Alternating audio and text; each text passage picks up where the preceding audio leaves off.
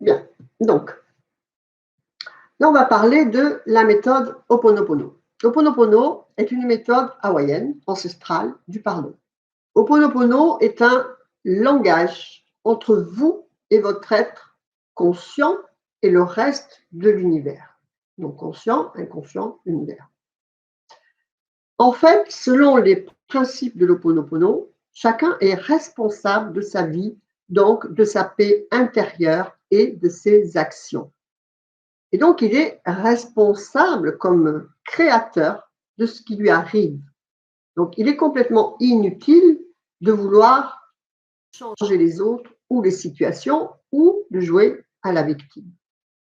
Le mot Ho'oponopono en hawaïen signifie recréer l'ordre universel.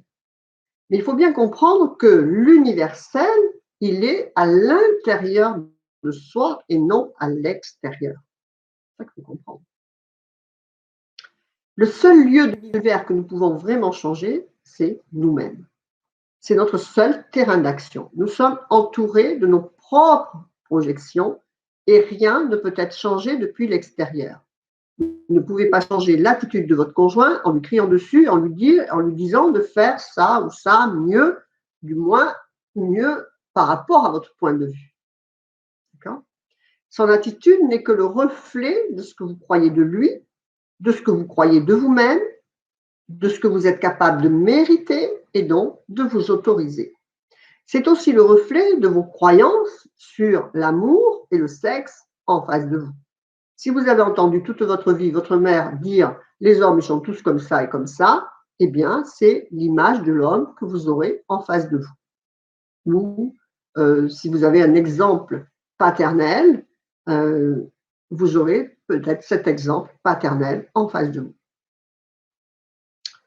Donc ainsi, pour que des changements s'opèrent, il faut se responsabiliser et prendre donc notre univers, donc notre propre monde intérieur de croyances et de conditionnement, il faut le prendre en main soi-même. Les mots de la formule de l'Ho'oponopono sont, donc les mots principaux sont désolé, pardon, merci, je t'aime. Donc, vous pouvez l'utiliser en face d'un conflit, d'une émotion intense, d'une situation difficile, d'une pensée négative. Vous prenez ainsi la responsabilité de vos propres situations. Dire ces mots vous permet de lâcher prise, de prendre du recul par rapport à la situation en face de soi et modérer ainsi nos attentes. Il n'est pas là question d'inaction ou de victimisation, mais plutôt de se centrer sur une meilleure écoute intérieure et donc d'être en conscientisation. Étudier ce qui se passe quand on est confronté à quelque chose de désagréable, à une perturbation, eh bien, au lieu de réagir sans réfléchir dans des accusations, des récriminations ou des actions néfastes, qui sont en fait hors de propos, puisqu'elles sont issues de vous-même. Et donc, ça vous permet d'avoir une action plus juste et réfléchie. Donc, que veut dire le pourquoi de chaque mot dans la formule Ho'oponopono? Avec le mot désolé, on reconnaît sa propre responsabilité dans la situation qui nous arrive, donc on l'observe et donc on va l'accepter. Pardon, on pardonne à soi, aux autres ou même à l'univers de ce qui nous arrive, de ce que nous fait vivre ce conflit, cette situation, cette personne en face de nous. On pardonne. Donc le pardon amène une libération, tant pour celui qui offre ce pardon que pour celui qui le reçoit. On n'accuse pas, on pardonne. C'est très différent. Le pardon permet de défaire le blocage qui se met en place si on reste sur des positions de récrimination, de ressentiment. Ce qui reste en soi comme colère et non pardon est exactement ce qui crée le blocage et qui bloque toute votre vie, toutes vos incarnations à ce niveau de souffrance. Comprenez ce que je vous dis? Comme quand je vous expliquais mon nœud karmique dans les vidéos de Reiki, eh bien, dans cet abandon que j'ai vécu, conséquent, 300 ans, eh bien, c'est mon ressenti, mon non-lâcher-prise qui a créé la souffrance et qui a donc créé le nœud karmique et donc a créé le blocage. Vous voyez? Uniquement. Mais en fait, qui ne l'est pas, elle est vraie et elle est issue d'un thérapeute hawaïen qui a guéri une salle complète de patients aliénés criminels sans jamais voir aucun d'eux. Donc, le psychologue étudiait le dossier d'un interné et ensuite regardait en lui-même pour voir comment il avait créé la maladie de cette personne. Vous comprenez bien ce que c'est Ho'oponopono. Il est donc responsable de cette maladie de cette personne, puisque cette personne est en face de lui, enfin dans son dossier. Et à mesure qu'il s'améliorait lui-même, le patient s'améliorait. Donc la formule complète est: si moi ou mes ancêtres ont fait du mal à toi ou à tes ancêtres, je demande à la partie divine en moi de guérir cette partie malade en moi. D'accord? Et qui donne ce reflet en face de vous de la partie malade. Dans l'abondance, si vous n'êtes pas dans l'abondance, eh bien, elle est malade, elle est abîmée, et donc elle croit à la pénurie.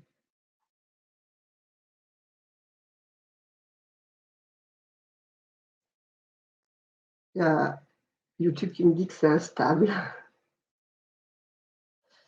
Donc voilà, si moi ou mes ancêtres ont fait du mal à toi ou à tes ancêtres, je demande à la partie divine en moi de guérir cette partie malade en moi.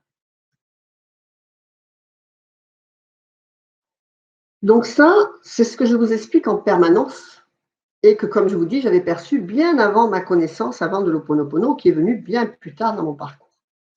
Donc la plupart des gens considèrent la responsabilité de cette façon. Nous sommes responsables de ce que nous faisons, mais pas de ce que n'importe qui d'autre fait, en fait. Et cela est faux. Vous voyez comment c'est profond, la méthode de l'Ho'oponopono. On est responsable des actions des autres aussi. Et on est responsable des situations de vie que vivent les autres. Ce que je vous explique en permanence. D'accord? Quand vous vous soignez, quand vous guérissez votre karma, quand vous élevez votre taux vibratoire, vous emmenez tout le monde avec vous. Car ces personnes en face de vous, tout simplement, elles n'existeraient pas dans ce comportement si la partie malade en vous, c'est-à-dire la partie karmique en vous, la partie en souffrance en vous, n'existait pas et n'avait pas ce besoin, on va dire, entre guillemets, cette croyance que cela va se passer comme cela ou mérite cela. Oui, si vous croyez que l'amour fait souffrir, eh bien, l'amour vous fera souffrir. Vous croyez que l'amour vous fait souffrir, pourquoi? Parce que de toute votre enfance, eh bien, vous avez vu votre mère malheureuse, votre tante qui a divorcé, votre grand-mère qui s'est fait battre, et etc. Mais toutes ces personnes qui vivent ça dans votre enfance le vivent que par rapport à vous.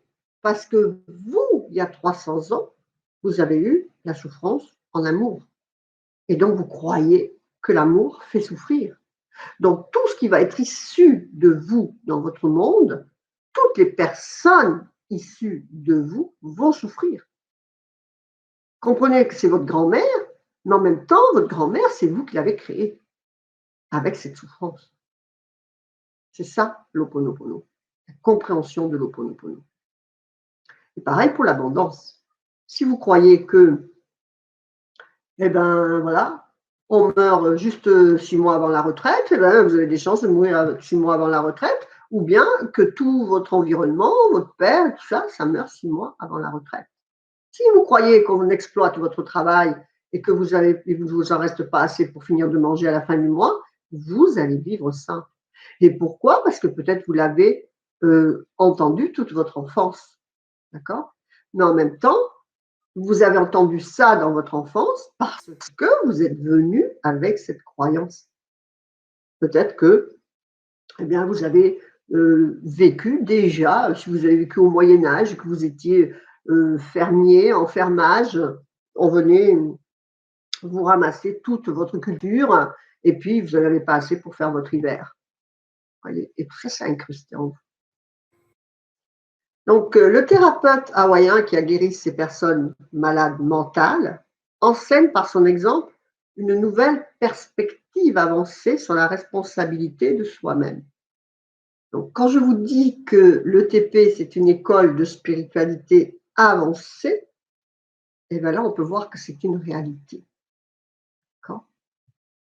Le thérapeute hawaïen, donc il s'appelait le docteur Lin, je ne sais pas comment on le dit en hawaïen, a travaillé 4 ans à l'hôpital de l'État d'Hawaï. Donc là, ça va être l'histoire complète en fait. Le service où on gardait des malades mentaux criminels était dangereux. En général, les psychologues démissionnaient au bout d'un mois de travail. Le personnel prenait beaucoup de congés maladie ou démissionnait simplement. Les gens marchaient dans cette salle en gardant le dos contre le mur, craignant d'être attaqués par des patients. Donc, c'était pas quelque chose de léger en fait. C'était vraiment des gros malades psychotiques et criminels. Donc, ce n'était pas un bon endroit agréable où vivre, travailler ou venir en visite. Le docteur Lin a dit qu'il ne voyait jamais ses patients.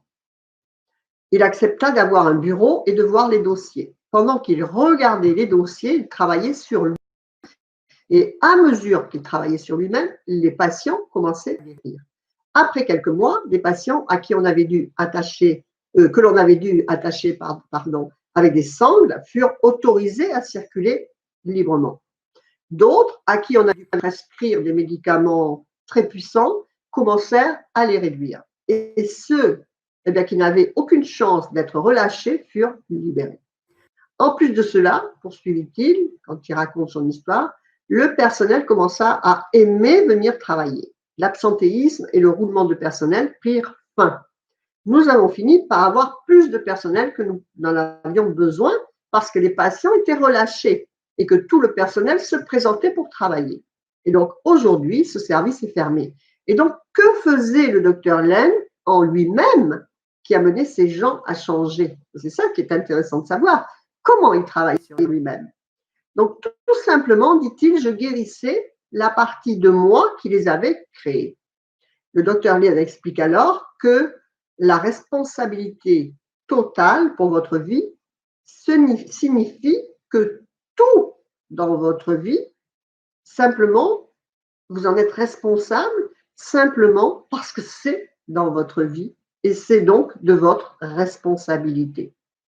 En un sens littéral, en fait, le monde entier est notre création. Donc, c'est très difficile pour nous. Être responsable de ce que je dis, de ce que je fais, c'est une chose. Mais être responsable de ce que chacun dans ma vie dit ou fait est une autre chose. Et c'est pourtant ainsi que ça fonctionne, ainsi que je vous dis, et que c'est ainsi que c'est la réalité. Pourtant, la vérité, c'est que si vous assumez la complète responsabilité de votre vie, alors, eh bien, tout ce que vous voyez, entendez, goûtez, touchez, expérimentez, de quelque façon que ce soit, eh bien, c'est de votre responsabilité puisque c'est dans votre vie. Donc, cela pourrait signifier et signifie que les activités terroristes, le président, l'économie, quoi que ce soit que vous expérimentez et que vous n'aimez pas, c'est à vous qu'il revient de le guérir. Donc, par exemple, je ne sais pas, cette course au profit que l'on vit dans nos situations, eh bien, c'est bien le reflet de ce que nous sommes. Nous n'en avons jamais assez. Pourquoi il y a la queue, une queue immense pour avoir le dernier iPhone avant qu'il soit à la vente? Vous voyez? Donc, moi, ce n'est pas mon fonctionnement. Mais quand même, pas à ce niveau-là, mais sur d'autres, certainement que si. Et on en veut toujours plus. Et donc, c'est la course au profit. Et donc, ça se reflète dans nos gouvernements, à grande échelle, par contre. Et donc, il n'existe, pour ainsi dire, que comme des projection venant de l'intérieur de soi-même. Donc le problème n'est pas en eux, il est en vous. Et pour les changer, eh bien, il nous faut se changer soi-même. Donc déjà, on progresse quand même, hein, mais c'est comme ça qu'il faut faire. Donc, je sais bien sûr que c'est difficile à entendre et encore plus à accepter et à vivre vraiment. Le blâme, c'est la faute à, est beaucoup plus facile. C'est bien cela que je vous dis. Je crois que dès que vous entrez à la MJK, que c'est bien la première phrase à éradiquer de votre façon de penser et de parler si vous voulez vraiment avancer sur votre chemin d'éveil et de réalisation de votre incarnation. Le c'est la faute à n'existe pas, quoi que vous puissiez vivre en face de vous. Ça n'existerait pas en face de vous si des engrammes de souffrance ou de croyance ne demandaient pas à vivre.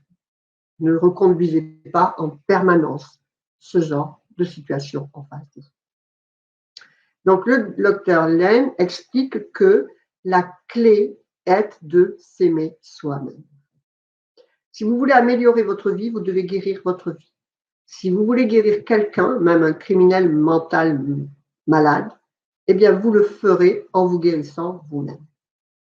Donc, en s'aimant soi-même. Toutes ces parties qui sont en face de nous, destroyées, eh bien, c'est des parties souffrantes en nous. Donc, comment s'y prend le docteur Len pour se guérir lui-même? Qu'est-ce qu'il faisait exactement quand il regardait les dossiers de ses patients? Eh bien, il dit, je répétais juste, je m'excuse et le je vous gêne encore et encore. Pardon, désolé, pardon, désolé, je m'excuse, pardon, désolé. C'est tout. Donc, il se trouve que vous aimez vous-même est la plus merveilleuse façon de vous améliorer. Et à mesure que vous vous améliorez votre vie. Donc ça, le je m'aime et le je m'approuve, je vous en parle en permanence. C'est régulièrement inscrit dans vos suggestions de subliminal parce que tout commence par là. Vous ne pouvez pas, absolument pas, vous amener en face de vous des situations de vie qui vous seraient agréables si vous ne vous aimez pas.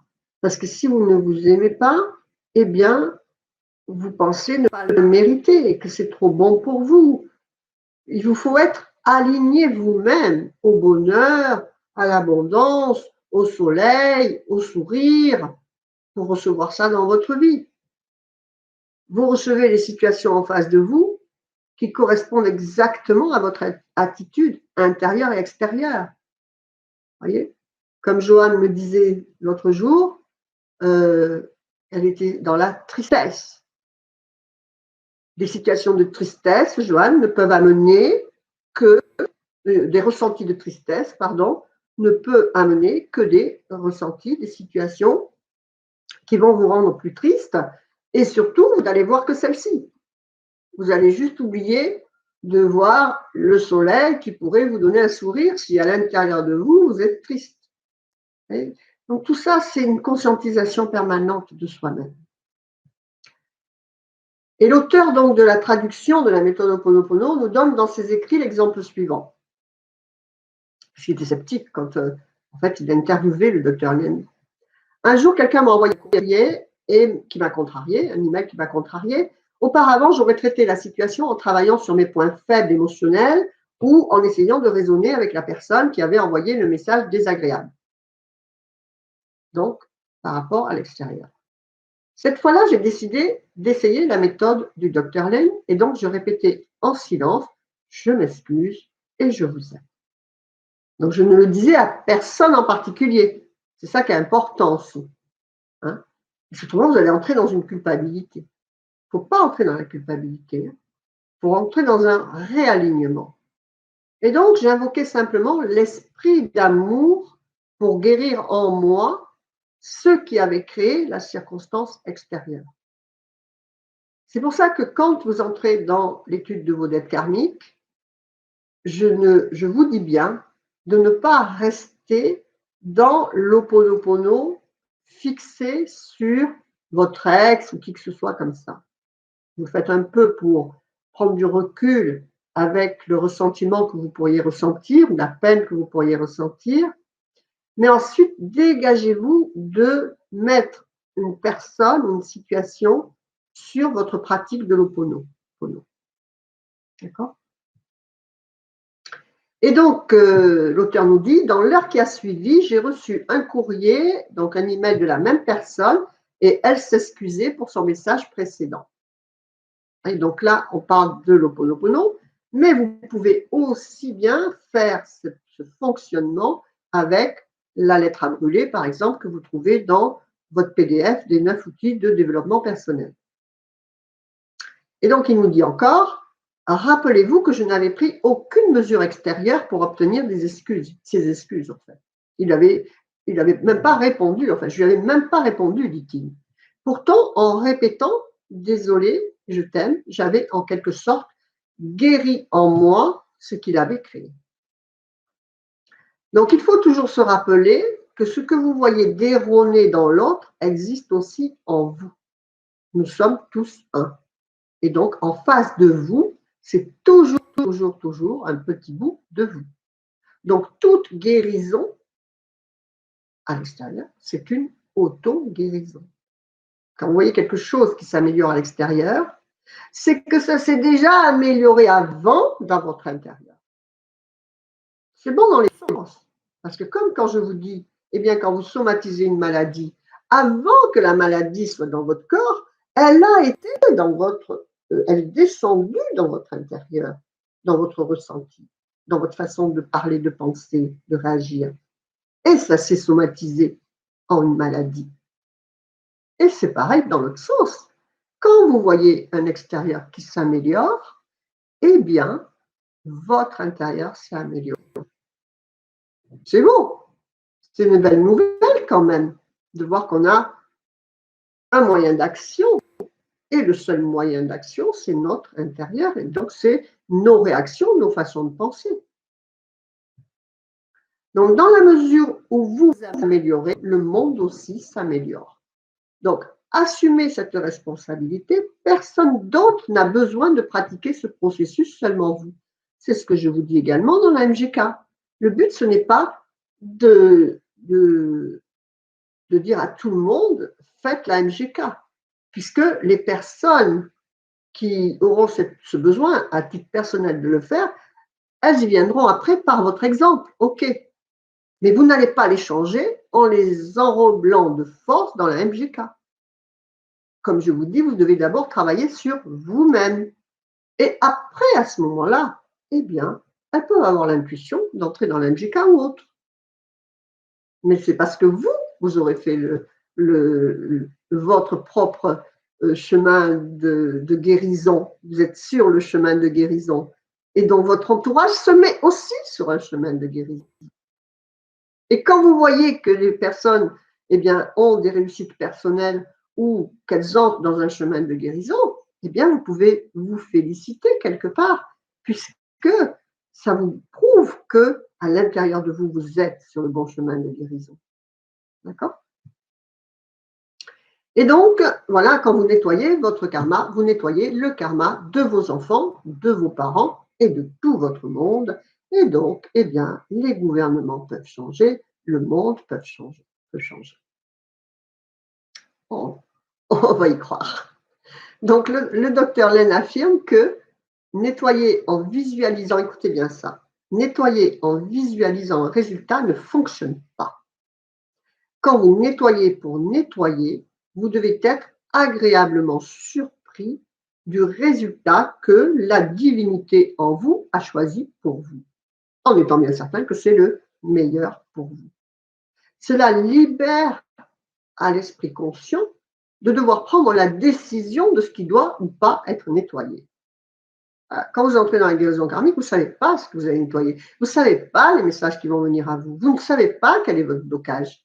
Vous ne savez pas quelle est la situation qui va se dégager derrière. Vous n'avez pas à chercher ça. Voyez ? Vous ne pouvez pas entrer dans la MGK en vue d'un objectif. C'est ce que je vous dis par exemple, enfin, en vue d'un objectif précis. Hein. Bien sûr que votre objectif est d'aller plus haut dans votre incarnation, ça c'est clair. Mais vous ne pouvez pas dire, eh ben, je vais entrer dans la MGK pour acheter cette voiture ou pour me dégager de ma maladie. Vous voyez? Parce qu'il y a un chemin qui doit se faire et un chemin libre. Vous ne devez pas mettre, vous, des barrières. D'accord? Car votre réel objectif, en fait, eh bien, c'est le meilleur pour vous, tout simplement. Mais ce meilleur pour vous, vous ne pouvez absolument pas le voir. Il est bien trop magnifique pour que vous puissiez juste imaginer que ça existe pour vous. Vous croyez que quand j'étais caissière, ou même commerciale, ou même en dernier 10 ans de ménage, vous croyez que je pouvais imaginer de vivre comme ça à Tenerife au bord de la mer au soleil? Non. Jamais j'ai fait ce plan même. Vous voyez? Jamais j'ai fait le plan de déménager et d'avoir une vue comme ça sur la mer. Alors que, mais pourquoi? J'aime tant. D'abord, ce que j'aime en moi, c'est l'ambiance des vacances et le soleil et la mer. Et donc l'univers, à partir du moment que vous déchirez les voiles de vos blocages, la porte s'ouvre. Et il y a des choses qui viennent à vous. Et donc là, ben oui, vous n'êtes pas quand même bête, vous allez y aller dedans. Mais vous avez dégagé de chemin. Vous voyez ce que je veux dire? Et donc, tout ça qui est le plus magnifique pour vous, eh bien, à travers les voiles des mémoires, eh bien, vous ne pouvez pas ni le voir, ni même l'imaginer. Ce merveilleux pour vous, il est juste derrière votre libération karmique, votre libération de souffrances incrustées en vous, de parties malades en vous, d'engrammes malades en vous, que vous ne connaissez pas. Il est juste derrière la libération des mémoires incrustées en vous. C'est donc juste vivre le chemin qui doit vous rendre serein et en paix. D'accord? C'est très important tout ça.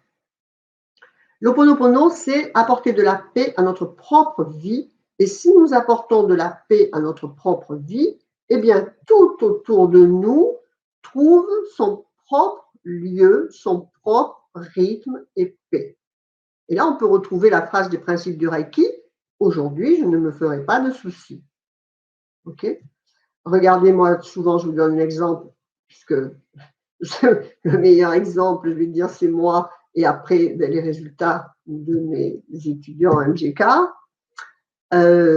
Michael, par exemple, tout le monde autour de vous va, sans que vous n'ayez rien d'autre à faire que de travailler sur vous, vous alignez vous-même à votre chemin de vie, à vos propres aspirations, eh bien, pour les autres personnes, viennent les choses qui sont bien pour eux-mêmes. Vous voyez?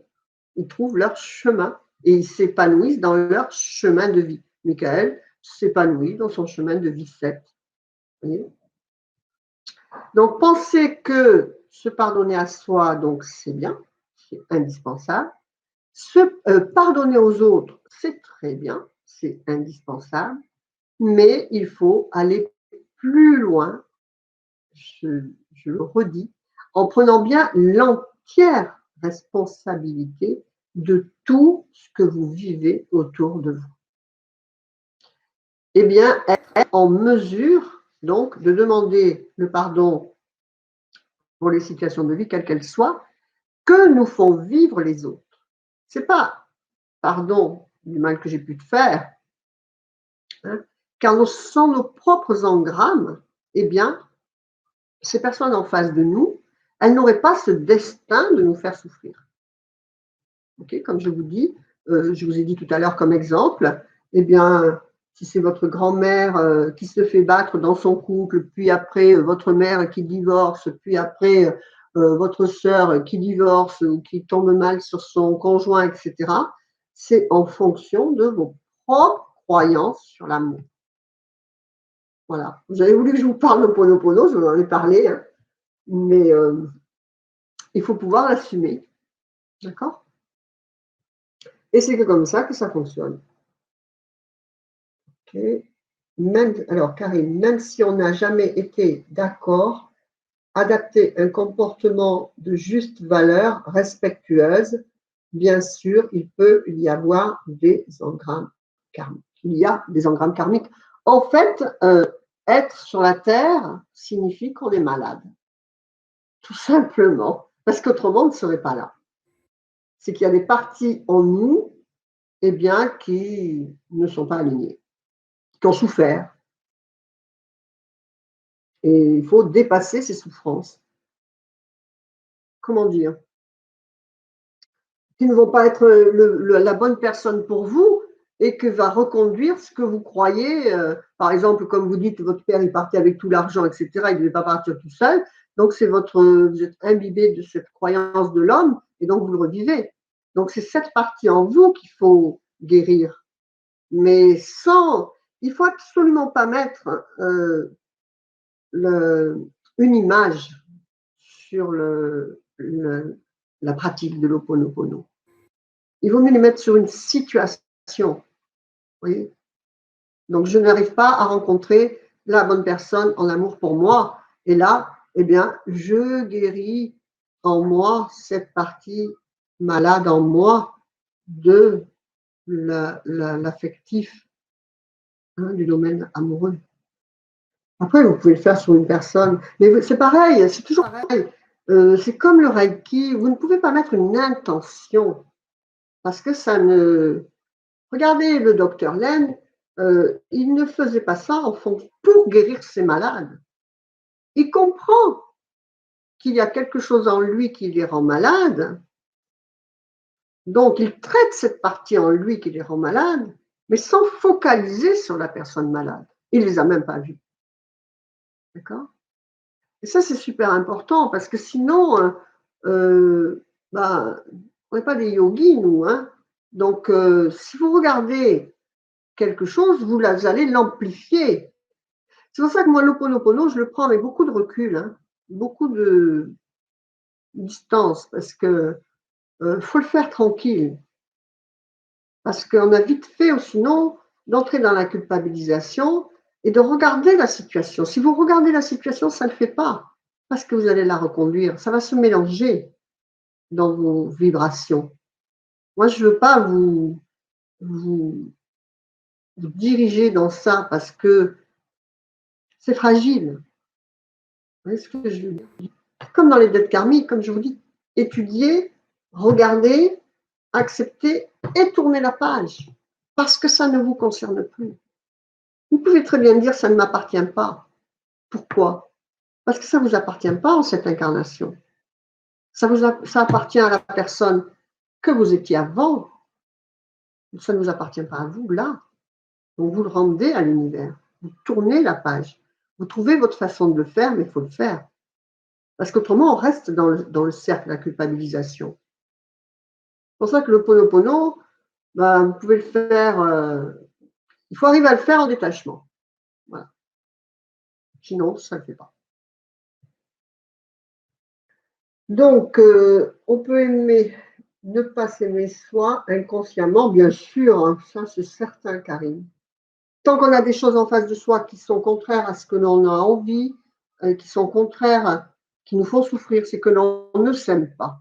D'ailleurs, Luminaux, je crois que dans chacun, je m'aime et je m'approuve, j'aime la vie. Parce que c'est ça qu'il faut faire. J'aime mon incarnation et j'aime la vie. Et quand vous avez, et j'aime, je m'aime et je m'approuve, je me respecte. Pas, je suis belle, je suis jolie, il n'y a que moi et je me passe mon temps devant le miroir. C'est pas ça, je m'aime et je m'approuve. C'est je m'estime, je respecte ce que je suis. Et je suis à ma place parfaite dans un point idéal qui contribue à l'équilibre de mon univers. Voyez. Donc, si mon univers est déséquilibré dans vos situations de vie, eh bien, retravaillez sur cet équilibre qui commence par le je m'aime et je m'approuve. Okay.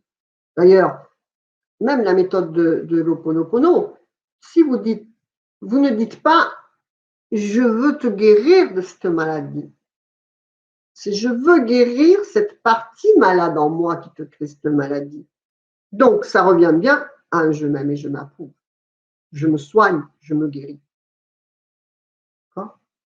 Avec beaucoup de précautions, hein, la Ho'oponopono. Alors, altruisme humain, j'ai été éduquée souvent à mon détriment par éducation arabe musulmane et judéo-chrétienne.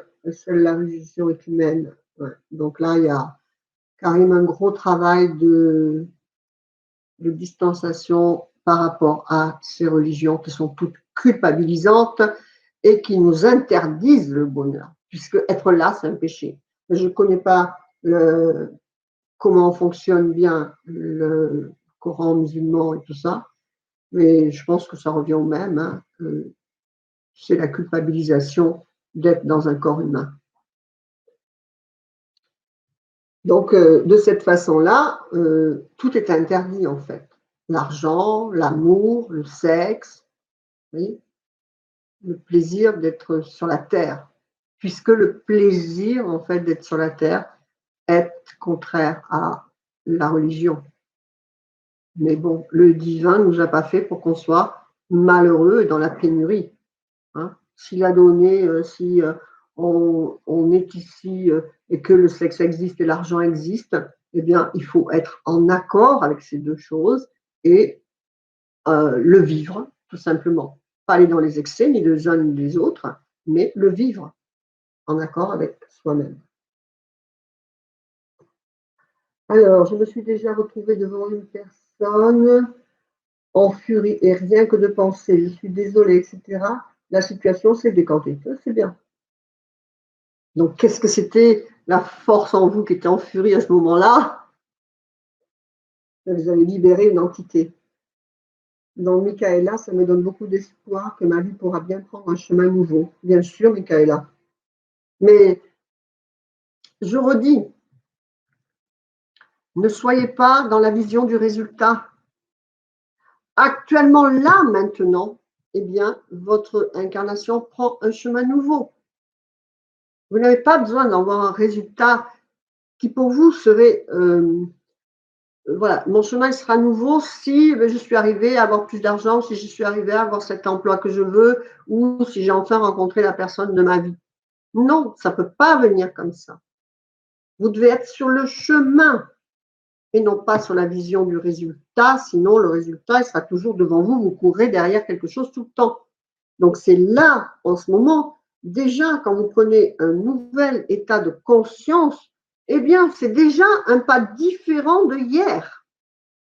Vous voyez, puisque vous voulez comme ça un chemin nouveau. C'est toujours à chaque état de conscience, vous devez être dans un état de conscience maintenant. Je suis sur le chemin parfait de mon incarnation, de mon apprentissage d'incarnation. Si vous restez sur un résultat, vous allez toujours courir derrière un résultat. Alors, Michaela, ok, Karine. À quoi ça sert alors d'avoir des aspirations, des rêves, de vouloir réaliser, incarner un monde meilleur? Ben, ça sert, bien sûr. Je n'ai pas dit de ne pas avoir d'aspiration. Attention. Évidemment que si vous entrez dans un chemin spirituel, c'est pour aller vers quelque chose de meilleur. Mais soyez en conscience, eh bien, que vous êtes en train, dans le chemin, de créer déjà un monde meilleur, ne serait-ce que par votre acceptation et donc par un ressenti meilleur de ce qui vous entoure. Comprenez? J'ai repéré la religion le jour de ma petite communion à 11 ans, donc au moins c'est bien. J'en garde juste l'aspect éthique, moral des principes de Jésus. Voilà, ce qu'il faut bien différencier. Miguel est comme ça aussi. Il faut bien différencier une chose. Jésus, Mohamed, les prophètes, toutes ces personnes et la religion. C'est des choses différentes. Jésus ou Mohamed, je suis sûre qu'ils n'ont pas dit la moitié des choses que disent la Bible et qui nous mettent sur la culpabilité. Certainement pas. Donc, il faut vraiment différencier le catholicisme avec toutes ses culpabilités, ses obligations et ses confessions et estimer des principes, des valeurs que peuvent être Jésus, Mohamed, etc. Bouddha. D'accord? C'est complètement différent. Donc, ben voilà, c'était quand même bien de faire un Ho'oponopono. Donc voilà, il faut arriver à ne pas mettre une situation culpabilisante quand vous le pratiquez. Je ne sais pas jouer, hein, parce que on a l'esprit qui m'évite des images. D'accord? Donc, il faut vraiment enlever les images.